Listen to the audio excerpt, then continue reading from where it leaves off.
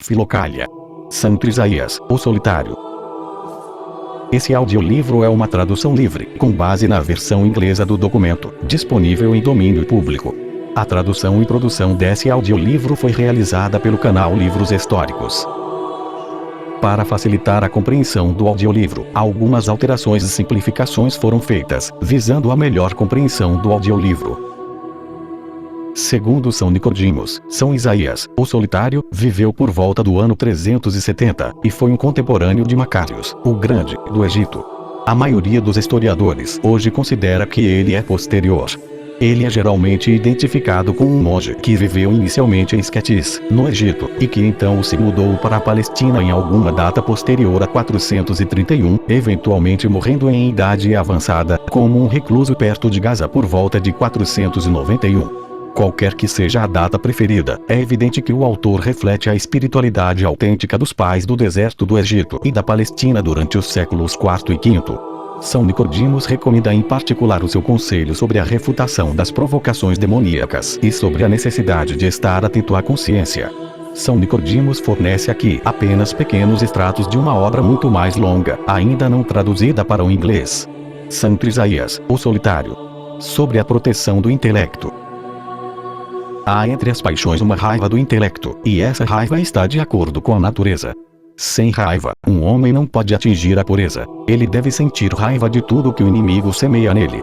Ao sentir essa ira, Jó insultou os seus inimigos, chamando-os de, abre aspas, homens desonrosos, sem reputação, carentes de tudo de bom, que eu não consideraria dignos de viver com os cães que guardam os meus rebanhos. Fecha aspas. Aquele que deseja adquirir a raiva que está de acordo com a natureza, deve erradicar toda vontade própria, até que estabeleça em si mesmo o estado natural do intelecto. Se você se ver odiando seus semelhantes, resistir a esse ódio, e ver que ele se enfraquece e se retrai, não se alegre em seu coração, pois essa retirada é um truque dos espíritos malignos. Eles estão preparando um segundo ataque pior do que o primeiro. Eles deixaram suas tropas para trás da cidade e ordenaram que permanecessem lá. Se você sair para atacá-los, eles fugirão diante de você em fraqueza. Mas se o seu coração fica exultante porque você os expulsou e deixa a cidade, alguns deles o atacarão pela retaguarda, enquanto os outros permanecerão firmes na sua frente, e sua miserável alma ficará presa entre eles, sem meios de fuga. A cidade é a oração. A resistência é a refutação por meio de Cristo Jesus. A base é um poder incisivo. Estejamos firmes no temor de Deus, praticando com rigor as virtudes e não dando motivo para tropeçar a nossa consciência. No temor de Deus, mantenhamos nossa atenção fixada em nós mesmos, até que nossa consciência alcance sua liberdade. Então haverá uma união entre Ele e nós, e daí em diante será nosso guardião, mostrando-nos cada coisa que devemos arrancar. Mas se não obedecermos à nossa consciência, ela nos abandonará e cairemos nas mãos de nossos inimigos, que jamais nos deixarão partir.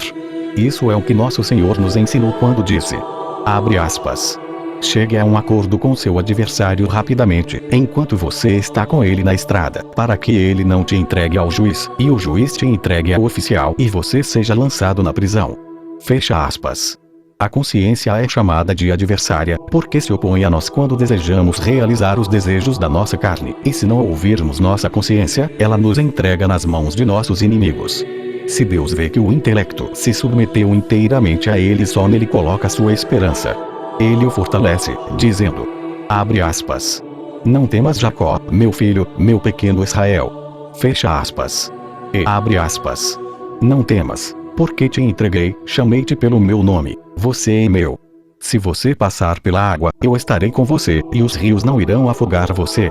Se você passar pelo fogo, não será queimado. Pois eu sou o Senhor vosso Deus, o Santo de Israel, que vos salva. Fecha aspas. Quando o intelecto ouve essas palavras de confirmação, ele diz ousadamente aos seus inimigos, abre aspas, quem lutará comigo? Deixe-o ficar contra mim. E quem me acusaria? Deixe ele se aproximar de mim. Eis que o Senhor é meu ajudador, quem vai me machucar? Eis que todos vós sois como uma roupa velha roída pela traça. Fecha aspas. Se o seu coração começa a sentir um ódio natural pelo pecado, ele derrotou as causas do pecado e se livrou delas. Mantenha os tormentos do inferno em mente, mas saiba que seu ajudante está próximo. Não faça nada que o entristece, mas diga a ele com lágrimas, Abre aspas. Tem misericórdia e livra-me, ó Senhor, pois sem tua ajuda não posso escapar das mãos de meus inimigos. Fecha aspas. Esteja atento ao seu coração, e ele o protegerá de todo o mal. O monge deve fechar todos os portões de sua alma, ou seja, os sentidos, para que não seja enganado. Quando o intelecto vê que não é dominado por nada, ele se prepara para a imortalidade, reunindo seus sentidos e os formando em um só corpo. Se o seu intelecto está livre de toda esperança nas coisas visíveis, isso é um sinal de que o pecado morreu em você. Se o seu intelecto for liberado, a brecha entre ele e Deus é eliminada. Se o seu intelecto é libertado de todos os seus inimigos e atinge o descanso sabático, ele vive em outra era, uma nova era na qual contempla coisas novas e eternas. Pois onde quer que o cadáver esteja, ali as águias se ajuntarão.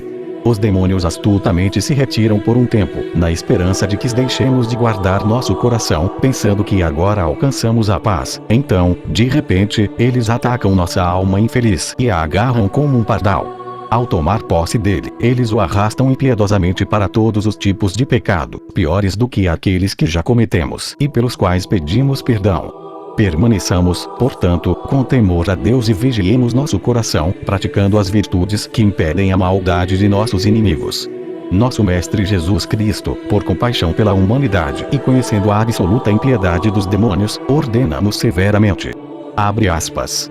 Estejam prontos a cada hora, pois não sabem quando virá o ladrão. Não deixe que ele venha e te encontre dormindo. Fecha aspas. Ele também diz. Abre aspas. Acautelai-vos, para que os vossos corações não sejam sobrecarregados com a libertinagem, a embriaguez e as preocupações desta vida, e a hora não chegue sobre vos de repente. Fecha aspas. Portanto, fique de guarda sobre seu coração e vigie seus sentidos. E se a lembrança de Deus habitar pacificamente dentro de você, você pegará os ladrões quando eles tentarem privá-lo dela. Quando um homem tem um conhecimento exato sobre a natureza dos pensamentos, ele reconhece aqueles que estão para entrar e contaminá-lo, perturbando o intelecto com distrações e tornando preguiçoso. Aqueles que reconhecem esses pensamentos maus pelo que eles são, permanecem imperturbáveis e continuam orando a Deus. A menos que um homem odeie todas as atividades deste mundo, ele não pode adorar a Deus. O que então se entende por adoração a Deus? Isso significa que não temos nada estranho em nosso intelecto quando oramos a Ele, nem o prazer sensual ao abençoá-lo, nem a malícia ao cantar seu louvor, nem o ódio ao exaltá-lo, nem o ciúme para nos impedir quando falamos com Ele e o chamamos à mente. Pois todas essas coisas estão cheias de trevas, elas são uma parede que aprisiona nossa alma miserável, e se a alma os possui em si mesma, não pode adorar a Deus com pureza. Eles obstruem sua ascensão e o impedem de encontrar Deus. Eles o impedem de abençoá-lo interiormente e orar a Ele com doçura de coração, e assim receber sua iluminação. Como resultado, o intelecto está sempre envolto em trevas e não pode avançar na santidade, porque não se esforça para desenraizar esses pensamentos por meio do conhecimento espiritual. Quando o intelecto resgata os sentidos da alma dos desejos da carne e os imbui de desapego, as paixões atacam descaradamente a alma, tentando manter seus sentidos firmes no pecado. Mas se o intelecto então continuamente clama a Deus em segredo, Ele, vendo tudo isso, enviará sua ajuda e destruirá todas as paixões de uma vez. Rogo-lhe que não deixe seu coração desprotegido, enquanto estiver no corpo. Assim como um fazendeiro não pode se sentir confiante sobre a safra que cresce em seus campos, porque não sabe o que acontecerá com ela antes de ser armazenada em seu celeiro, o homem não deve deixar seu coração desprotegido enquanto ainda tiver fôlego em suas narinas. Até seu último suspiro, ele não pode saber que paixão o atacará, contanto que ele respire. Portanto, ele não deve deixar seu coração desprotegido, mas deve a cada momento orar a Deus por sua ajuda e misericórdia. Aquele que não recebe ajuda quando na guerra, não deve haver confiança quando está em paz. Quando um homem se separa do mal, ele obtém uma compreensão exata de todos os pecados que cometeu contra Deus, pois ele não vê seus pecados a menos que se separe deles com um sentimento de repulsa. Aqueles que alcançaram esse nível oram a Deus com lágrimas e ficam cheios de vergonha quando lembram de seu amor maligno pelas paixões. Vamos, portanto, buscar o caminho espiritual com todas as nossas forças, e Deus em sua grande misericórdia nos ajudará.